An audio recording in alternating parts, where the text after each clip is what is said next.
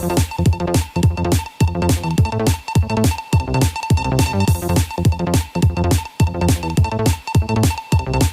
નવોદય વિદ્યાલયના નવા કાયમી સ્કૂલ કેમ્પસનું જમ્મુથી ઈ-લોકાર્પણ કરતા વડાપ્રધાન શ્રી નરેન્દ્રભાઈ મોદી સંખેડાના બહાદુરપુર ખાતે 22 એકરમાં જેએનવીનું ₹36 કરોડના ખર્ચે આધુનિક કેમ્પસ. છોટાઉદેપુર જિલ્લાને 2016માં ફાળવવામાં આવેલા વિદ્યાલયને અત્યાર સુધી અસ્થાયી ધોરણે ક્વાંટના કડીપાની ખાતે જીએમડીસીના મકાનમાં ચલાવવામાં આવતું હતું. પ્રથમ વર્ષે 40 બાળકોના એડમિશનથી શરૂ થયેલી આ શાળાનું નવું મકાન 2020માં મંજૂર કરવામાં આવ્યું. આ શાળામાં computer lab, sports ground, hostel, કર્મચારીઓના નિવાસ, 2000ની ક્ષમતાવાળો ખુલ્લો auditorium, smart class, dining area જેવી આધુનિક સુવિધાઓ સજ્જ નવા કેમ્પસ બનાવવામાં આવી છે. આજરોજ જમ્મુ ખાતે યોજાયેલા પીએમ વિકાસ પેકેજ કાર્યક્રમ અંતર્ગત અનેક શૈક્ષણિક સંસ્થા, મેડિકલ કોલેજ, જમ્મુ અને કાશ્મીરમાં અન્ય માળખાકીય સુવિધાઓના શિલાન્યાસ અને લોકાર્પણ કાર્યક્રમ માનનીય વડાપ્રધાન શ્રીના અધ્યક્ષ સ્થાનેથી કરવામાં આવ્યો. આ કાર્યક્રમમાં 25 જવાહર નવોદય વિદ્યાલયના લોકાર્પણ કરવામાં આવ્યો, જેમાં છોટાઉદેપુર જિલ્લાની જવાહર નવોદયનો પણ સમાવેશ કરવામાં આવ્યો હતો. કેન્દ્ર સરકારના સહયોગથી ₹36 કરોડના ખર્ચે માળખાકીય સુવિધાઓથી સજ્જ શાળાનું નિર્માણ કરવામાં આવ્યું છે. આ પ્રસંગે સાંસદ શ્રીમતી ગીતાબહેનના વરદ હસ્તે શાળાની તકતીનું અનાવરણ કરવામાં આવ્યું. પ્રાસંગિક ઉદ્બોધન કરતા શ્રીમતી ગીતાબહેને જણાવ્યું હતું કે દેશમાં અનેક નવોદય વિદ્યાલય બનાવતા બાળકોને સારું શિક્ષણ મળશે. આજના બાળકો આવતીકાલનું ભવિષ્ય છે. માનનીય વડાપ્રધાન શ્રીની દીર્ઘદ્રષ્ટિના લીધે આપણા બાળકોને સારું ભણતર મળી રહ્યું છે. 2047 સુધીમાં બાળકો નાગરિકો બની વિકસિત રાષ્ટ્ર બનાવવામાં આવશે. વર્તમાન સરકાર અંતરિયાળ જિલ્લામાં આજની પેઢીના બાળકોને સુવિધાઓનો લાભ ઘર આંગણે આપી રહી છે. આ પ્રસંગે કલેક્ટર શ્રી અનિલ ધામેલિયા, ડીડીઓ શ્રી સચિન કુમાર, શિક્ષણ અધિકારી શ્રી જે.કે. પરમાર, મામલતદાર સંખેડા, સરપંચ બહાદુરપુર, આચાર્ય શ્રી સેફાલી સિંહ, વહીવટીતંત્રના અધિકારીઓ, કર્મચારીઓ, શિક્ષકગણ, વિદ્યાર્થીઓ, વાલીઓ, ગ્રામજનો ઉપસ્થિત રહ્યા હતા.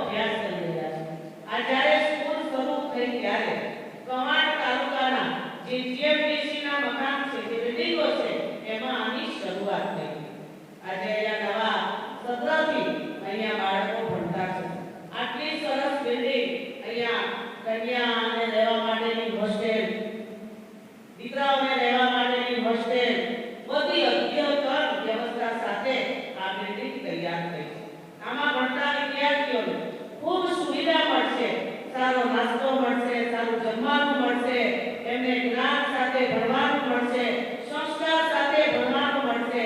આવી વિદ્યાલયો જ્યારે જે તે વખતે હોત ને તો આપણે બધા ત્યાંથી ક્યાં પહોંચ્યા. આપણા વડવાઓ, આપણા બુઝુર્ગો, આપણા દાદાઓ આવી સ્કૂલોમાં ભણ્યા નહોતા. ટૂટલી નડિયાવાળી પતરાવાળીમાં સ્કૂલોમાં ભણ્યા, કોઈ નથી ભણ્યા. પણ અત્યારે માન્ય મોદી સાહેબના નેતૃત્વમાં દરેક તાલુકાઓમાં, દરેક જિલ્લાઓમાં આવી ખૂબ સરસ સ્કૂલો બની રહી છે.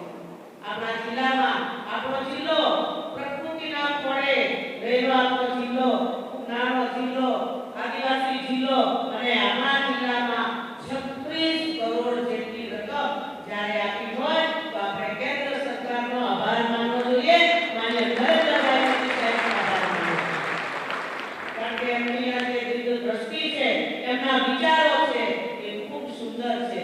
આજનું બાળક આવતીકાલનું ભવિષ્ય, તેની ચિંતા કરીને આપણા યશસ્વી પ્રધાનમંત્રી કામ કરી રહ્યા છે. આપણા રોજ છોટાઉદેપુર જિલ્લામાં જવાહર નવોદય વિદ્યાલયનું બિલ્ડિંગ જે 36 કરોડના ખર્ચે બનીને તૈયાર હતું. આમ તો નવોદય વિદ્યાલય 4-5 વર્ષથી આ જિલ્લામાં મંજૂરી આપી હતી ને એનું શિક્ષણ કાર્ય કવાંટ તાલુકાના કડીપાણી મુકામે અત્યારે હાલમાં ચાલુ છે. પરંતુ બિલ્ડિંગનો અભાવ હતો. દેશના યશસ્વી વડાપ્રધાન નરેન્દ્રભાઈ મોદી સાહેબનું એક સ્વપ્ન છે કે તમામ જિલ્લાઓમાં નવોદય વિદ્યાલયો બનાવીને બાળકોને સારું શિક્ષણ મળે. આજનું બાળક આવતીકાલનું ભવિષ્ય, એ એમનું જે સ્વપ્ન છે, એ સ્વપ્નને સાકાર કરવા માટે આજે અહીંયા સંખેડા તાલુકાના બાધરપુર મુકામે જે જવાહર નવોદયનું વિદ્યાલયનું બિલ્ડિંગ 36 કરોડના ખર્ચે બનીને તૈયાર થયું.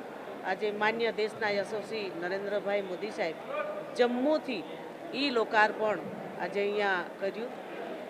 આ છોટાઉદેપુરની તમામ જનતા વતી, તમામ નાગરિકો વતી માન્ય દેશના યશસ્વી પ્રધાનમંત્રીનો અને એમની સરકારનું હું સાંસદ તરીકે ખૂબ ખૂબ આભાર માનું છું અને અભિનંદન પાઠવું છું કે અમારા છોટાઉદેપુર આદિવાસી જિલ્લામાં નવોદય વિદ્યાલયનું ખૂબ સુંદર બિલ્ડિંગ આપ્યું.